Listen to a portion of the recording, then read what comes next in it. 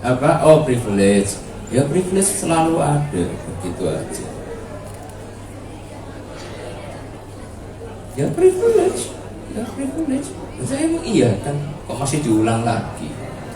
Putra bungsu Presiden Joko Widodo resmi dilantik menjadi Ketua Umum Partai Solidaritas Indonesia atau PSI.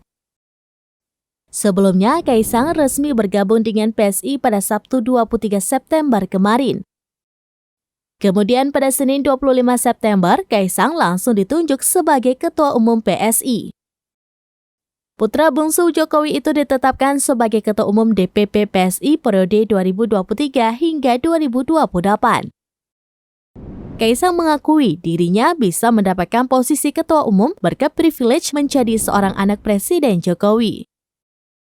Hal tersebut disampaikan Kaisang seusai menyampaikan pidato politik di acara Kopdarnas PSI di Jakarta Theater, Jakarta. Kaisang menegaskan bahwa dirinya memang betul-betul memiliki privilege sebagai anak presiden, sehingga akhirnya ditunjuk untuk menjadi Ketua Umum PSI meski baru 3 hari menjadi kader. Kaisang mengatakan bahwa pengangkatan dirinya sebagai ketua umum sudah melalui berbagai komunikasi. Komunikasi tersebut intens dilakukan dalam 3 bulan terakhir.